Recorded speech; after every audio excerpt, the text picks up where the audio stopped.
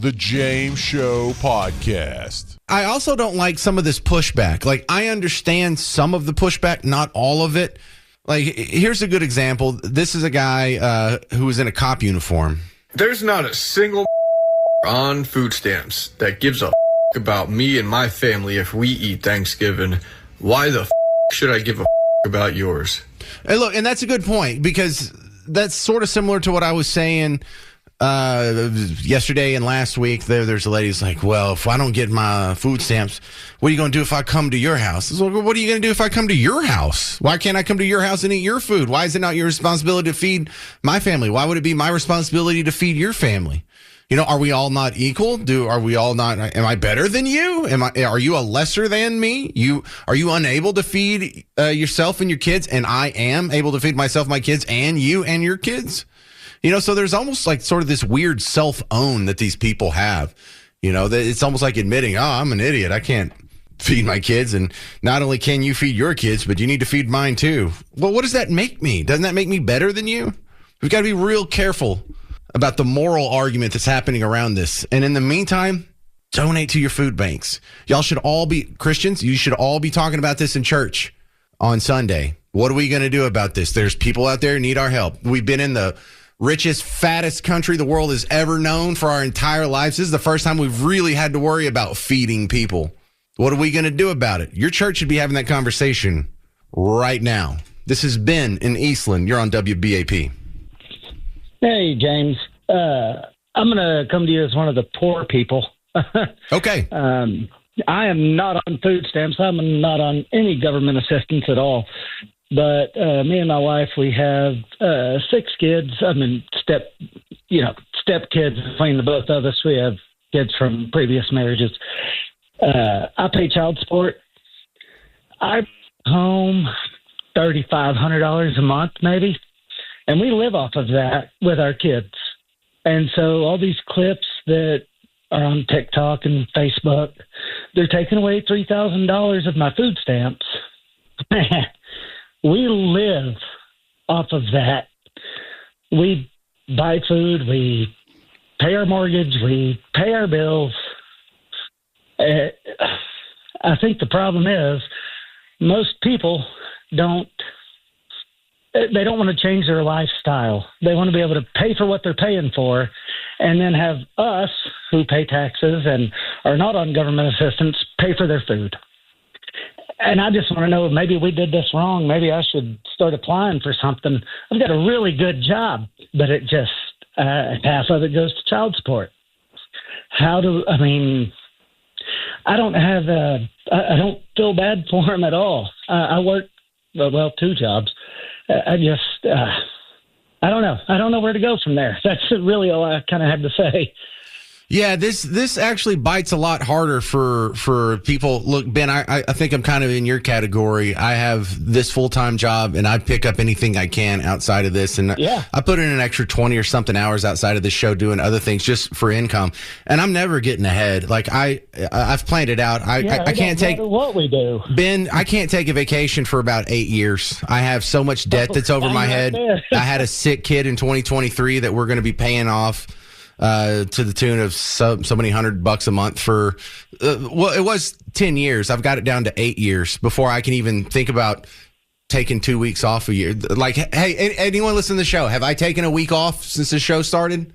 Have I? What was the vacation I took this summer? Oh, that's right, none. What was the vacation I took last summer? Dude, I'm barely scraping by too. I'm getting kicked in the teeth. Now, when you first came on, James, I listened to you, and I know you were gone for one day. All right. That's fun.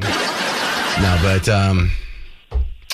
there's a lot of us who are forgotten about. We're at the bottom of the barrel too, but we're at the working end of the bottom of the barrel. And Ben, you want to really tick yourself off? Not really, but go ahead. I want everybody listening, maybe not right now because you're driving or whatever, but I want you to maybe this weekend or when you have 30 minutes to sit down, find out how much you actually pay in taxes every year. Find out how much. I know because it starts out. I didn't even make it to the 20% tax bracket this year with all my write-offs or whatever. I should be in that one, but I've got a good accountant. When you take what you pay, and thank you very much for your call, Ben in Eastland. When you take what you pay in income tax, which okay, it's about 12% for me, but don't forget the Social Security tax. That's another 13% right off the top that we never see. Half of that's paid on your behalf by your employer, so that doesn't even show up on your stub. So right there, before I even get to any other taxes I pay, I'm already at 25%. Now look at the property taxes I pay that are coming out of my mortgage check every month. Look at the sales taxes I pay when I spend my money. Look at the 37 cents in gas taxes that I pay with every gallon of gas that I get. Look at all the chintzy little taxes and fees that are in every utility bill, your sewage bill, your water bill, your cell phone bill, your internet bill. Actually add up all the taxes that you pay. And you're going to find that even for those of us in the bottom rungs of society that are still working, it's almost 40%. I'm at about 30% now. Before I got a better accountant, I was at 40%. And that was about 10 years ago when I was only making like $87,000 a year. I was paying 40% of that in taxes when you add all of it up. And if you really want to give us a break, cut our damn taxes. And if you think we're worried about people that might have to figure out how to pay for their own food just for 1 month, there's not a whole lot of sympathy left down here at the bottom rung. 800-288-9227. 800-288-9227. Let me squeeze in one more. I know I'm going to go over if Catherine takes a while. Catherine in Fort Worth, you're on WBAP. Okay, Catherine that doesn't, what do you call it? Y'all screen my calls, but I don't screen them. Anyway. Okay, well, I thought you were going to say this, point this out, but you didn't. The gentleman, let's say, that just called in and said he and his wife and, what did you say, 6 kids? 6 kids. They survive on that. I don't mean survive, it's a lot more than I make right now, which is 0. But they live on that. He pointed out all the things they pay on that, and they make it, and they don't take any kind of handout. Well, we had a girl on 30 minutes ago that said she was upset about them pulling food stamps because she got $3,000 in food stamps. So this guy, thank goodness, this guy with the family, he's working to produce. I know it's not going to be equal, but he's making good tax dollars and paying them so that she can get $3,000 in food stamps. It's crazy. There's no way to explain it. Well, there's no way to explain their moral certitude. It's going to kill me because I didn't bring this up in the in the screen. There doesn't seem to be any type of financial problem when we're producing. I'll make it real clean cut. When these folks are out producing the up and coming consumers of the food stamps, the up and coming consumers of the food stamps. These people don't have a financial problem, creating them. I got you. I just got to run. Thank you very much. That's Catherine in Fort Worth. We learned from the viral videos that I've been culling on your behalf from yesterday's show that some viral videos, one date that's caught on is November 3rd, is sort of a day of action. And the plan is that they're going to go and they're going to say, look, if we just all go at the same time, and we fill up our baskets at the same time, and then we all just walk out at the same time, they can't stop us all. So I thought that was interesting. Look, if you're going to get a little organization around your movement, that might make it a little more successful. But here was evidence of that from yesterday. People, my people, I wish we stopped crying about this EBT card. At the end of the day, they trying to see if we going to stick together. And we are going to stick together. November 3rd at 6:30, we're going to Walmart. And at 7:30, we're going to walk out of Walmart with our buggies, okay? Well, look, I appreciate she uses the correct vernacular, buggies. And that's something that, like when you're in the country, everyone calls it a buggy. And then if you come into the city, you'll hear some transplant from Ohio or Missouri or something call it something weird like a shopping cart. It's like, what is a shopping cart? What is that? Like a carriage? A shopping cart? No, it's a buggy. It's a buggy. But can you think of how delicious it's going to be if these people try this? And at the same time, the news media outlets, or it would probably be just randos like myself on social media, showing that the food stamp pantries are a food stamp. The food banks are overloaded with donations. They have more food than they could possibly deal with. What would the excuse be for the rabid crime wave then? What would the excuse be for the shoplifting? There would be no excuse for shoplifting. No, you don't have to go steal from Walmart to feed your kids. You don't have to go shoplift from the nearest grocer in order to not starve. First off, you're 300 pounds. You could probably miss food for all of November and be fine, but the food banks would be exploding with donations, and that's my hope. That's my hope, is those two things are happening in tandem. So there's no excuse. And then there's no debate on who's right and who's wrong either, is there? Roy in Paris, you're on WBAP. Hey, Roy. Yes. Yes. Go ahead. Yes, I apologize. I have a good tax person like you do, and after taxes, I've averaged $18,000 a year the last 3 years. But living in Paris, we have an excellent food bank, and I do urge people to give money to the food banks. But to ask why we should care, because as a Christian, they're made in the image of God, and we're supposed to care. And that's all I got. Amen to that. No, I agree with that. And I think most of us feel that. We really do. We may not like their attitude. We may not like their entitlement, but in the end, no one wants people to starve. We're not enjoying or laughing at people who are scared or hungry. Maybe we need to say that more often. Thank you, Roy in Paris. This is Gene in Plano. You're on WBAP. Hello? Yeah, Gene, go. Oh, it's James. Sorry about that. No, I'm James. No, I'm James, too. So I'm just saying, it's a gift from my mom and dad. Go ahead. All right, here we go. The only thing I really wanted to say is I think it's our responsibility. I do believe this needs to go back to the churches and to the organizations that help the poor. And I think a switch on this is not buying just junk food and donating that. How about buying stuff for the babies? Formula, baby food, etc. Yeah, I mean, WIC's not getting cut off, but I like where your head's at there. And you've got to give credit to the food banks. I don't know if you've ever worked with them before. And really, I don't know if I would have if not for my career in talk radio. But they're actually really good at buying healthy food. They don't give them like some Triscuits and a bag of Skittles when they hand out food boxes. What we've been seeing we've been seeing that on all these videos. And I just say, but it gets people mad. I just say, well, then do something about it. Buy it for the little, I say get that teething stuff, because there's nothing worse than a baby crying because it's teething. So, and this is a good show. I really appreciate you bringing this up. Well, I appreciate you bringing up the healthy aspect to it, too. Look, we can laugh at them. We can make fun of them. We can just, convince ourselves that we're morally in the right here. And we are. But at the end of the day, you still better be donating to a food bank. You still better be doing something to alleviate this misery that's happening right in front of your face, because we are called to do that. And if your church isn't talking about it, or I don't know, what do atheists even do in a situation like this? Hey, how are we going to feed 4 people? I don't know. Let's just all meet in this empty room and pass a plate around. I don't know. What are you going to watch? Like Cheers or something? I don't know. What do y'all do? You're just hungover on Sunday mornings? Is that what you are? Because you can be hungover and still go to church. I do it all the time. Thank you very much.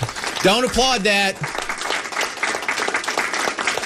Now it's time for today's edition of one of the hot news segments, almost as hot as Garrett's World. What did Jasmine Crockett say this time? Jasmine Crockett, queen of the liberal tea. Bleach blonde, bad built butch body, Governor Hot Wheels, and he is a hot ass mess, honey. Queen of the liberal tea. Today's edition of What Did Jasmine Say This Time brought to you by Tylenol. Just kidding. They're being sued right now by the state of Texas. What did Jasmine Crockett say this time? ICE deportation efforts are the same. It's the exact same, y'all, as slave patrols. Seriously. I've sat and I've listened, and what my colleague, Mr. Christian Morthy, just talked about was just blatant racism. Like, I'm going to just call a thing a thing. Like, this administration is racist. That he has always been a racist, and that is what we are enduring in this country. Let me give you some facts behind this racism. And they get mad when I say the things that I say, but I will not stop speaking the truth. Number one, I said that what we were experiencing in this country felt like what I would imagine slave patrols to look like. And frankly, anybody that knows anything about slave patrols, this is exactly what it was like. We're talking about lawless people that are going around with no warrants or anything, and it's all about rounding people up and disappearing them. That is what's currently taking place. And interestingly enough, even though modern day policing was born out of slave patrols. All right. No, Jasmine, ICE deportation measures aren't the same as slave patrols. You know why? Because Democrats would cheer them. Oh, damn. Oh, God. 911, I'm reporting a murder.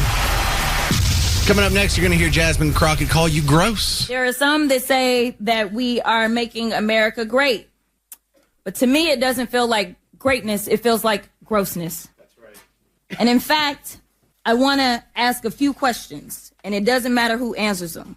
Is it great or gross to go into people's houses and drag them out in the middle of the night? Gross. Great. Gross. Is it great or gross to make people afraid to do something as simple as go to school? Gross. Great.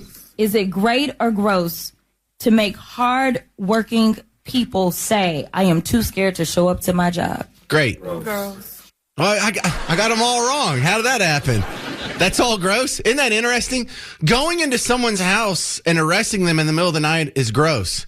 Unless it's Donald Trump and you're going to his house at Mar-a-Lago with CNN cameras at 4 a.m. and you go drag him out of the house. That's not gross at all. That's no one's above the law. How is it gross to arrest criminals at the middle of the night? What, you got to wait till the sun comes up before you arrest criminals? Is that what you got to do? And that would make it not gross? Like, none of that even makes sense. But I hope Jasmine Crockett's going to be in the news a little bit more over the next few days here. I saw this on DallasExpress.com that someone has outed her for failing to disclose ownership in 25 companies. Now, that's a bit of an exaggeration because if you buy stocks, I mean, are you considered a part owner in the company? But it's not all easily dismissed. You know, like if I own 40 shares of Tesla stock, does that mean I'm part owner in Tesla? I mean, technically, yes. But hang on. Some of this actually does have a big fart cloud hanging over it because one of these businesses, she owns 20% of. 20%? Yeah, that's a legit owner. And so if you have, it's Black Diamond Investments, a Texas-based firm that applied to operate marijuana dispensaries in the state of Texas. Oh. Smoke weed every day. They also have applied to operate marijuana dispensaries in other states, including Ohio.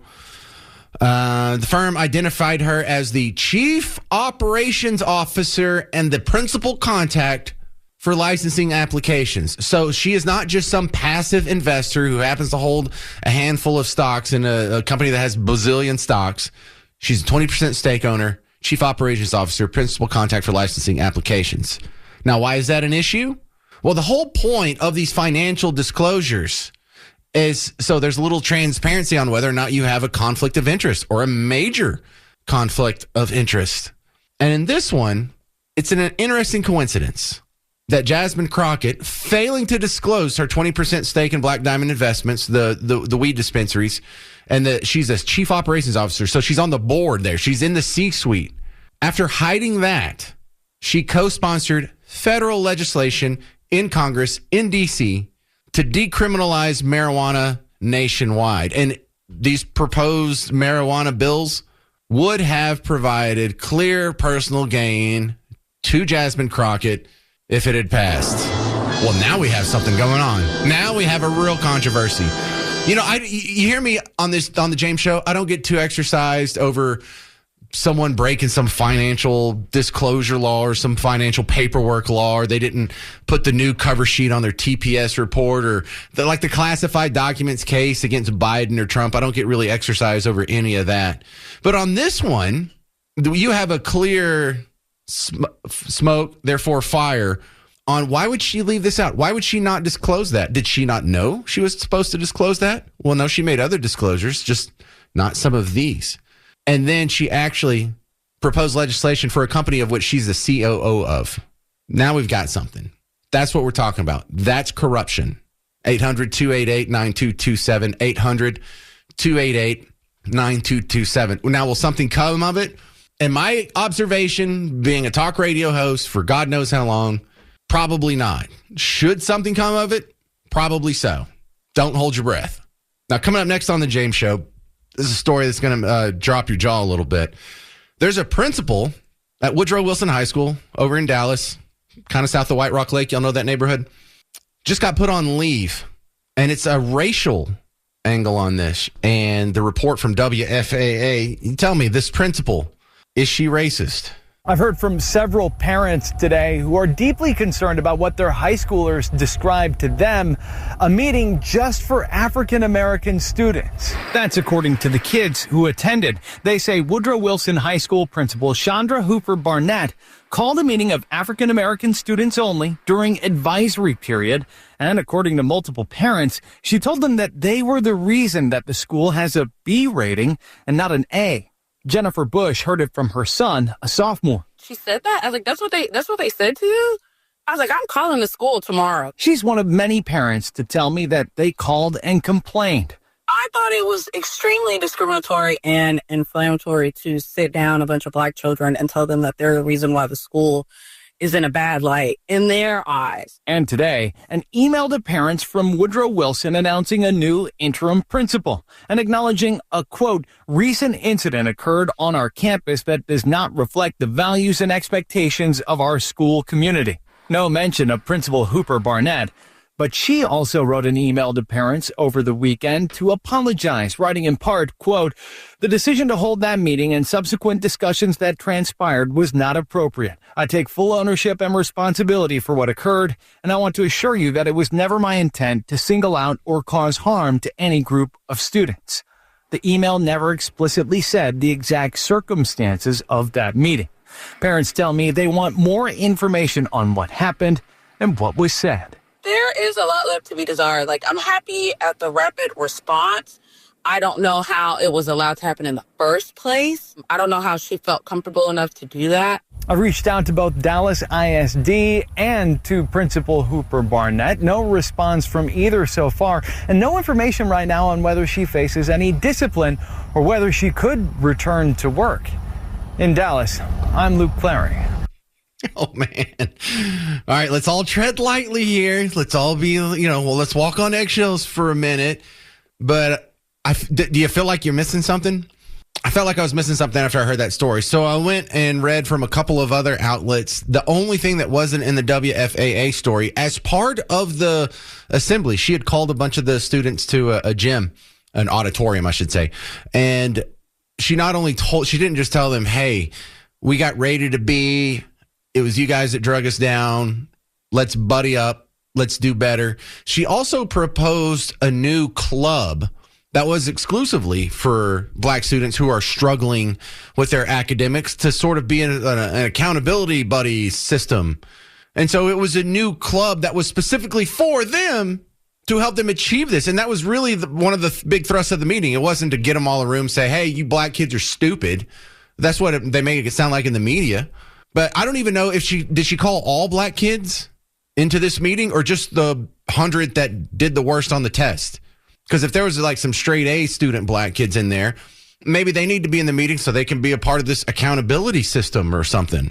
But I think the most important detail in this that was left out, the principal's black. Shouldn't that insulate her from anti-black racism claims? So a black person, a black principal whose job it is to assure get the best academic achievement out of her students. She can't tell other black students that y'all aren't doing as good as other races. That's racist? No, that's not racist at all. Now, it would be racist if it wasn't true and you were just making this up. Yeah, everyone did bad, but she singled out the black people, pulled them in a room, told them they suck, and they actually did just as well as the other races. Yeah, then that might be evidence of racism. Still be odd coming from a black principal, but it almost sounds like the opposite. I mean, maybe it's a benevolent form of racial approach where she is recognizing that there's this one group that didn't do so good. Here's what we're going to do for them extra is what this was all about. But man, if no one can pull your kids aside and say, hey, you aren't doing so good without you being racially offended, that's not good for the kids. And what are you teaching the kids? Hey, yeah, you can go be a sped and get horrible grades on the test, and if anybody points it out, we'll call them racist. How does that help anybody? It doesn't. And so in Woodrow Wilson High School, I looked it up just so I wouldn't be speaking out the side of my neck here. It's in the last census that they have at the school, in the last year of data, it's about 9% black, and it's a school of 1,700 students. So if she did just pull like all of the black students, it would be way more than 100. So maybe it was just the bottom 100 scoring kiddos. I don't know that level of detail. But the idea that some son could come home and tell his mom what happened, she'd be like, oh, well, that's racist. Let's go get her fired. I do not understand that mindset at all. And I find it just entirely crippling to the progress, the academic progress of that community. Mike in Louisville, you're on WBAP. Well, the question I had was she wrong as far as identifying what was the criteria? Was it GPA? Was it? It was the scores on the standardized testing by which the school is graded. Okay, then was she wrong for doing that? I feel like they would have said that in the news if she had been, but I don't know for sure. Well, this is WFAA. This is this is like the Democratic morning news. They all are. Yeah. So, yeah, that's it. That's my comment. Is that was she wrong? I don't think that she was wrong. If she's saying y'all are the low test scores and this is why we get a B rating, what's wrong with that? Identifying them and letting them know, hey, how about trying to do a little bit better?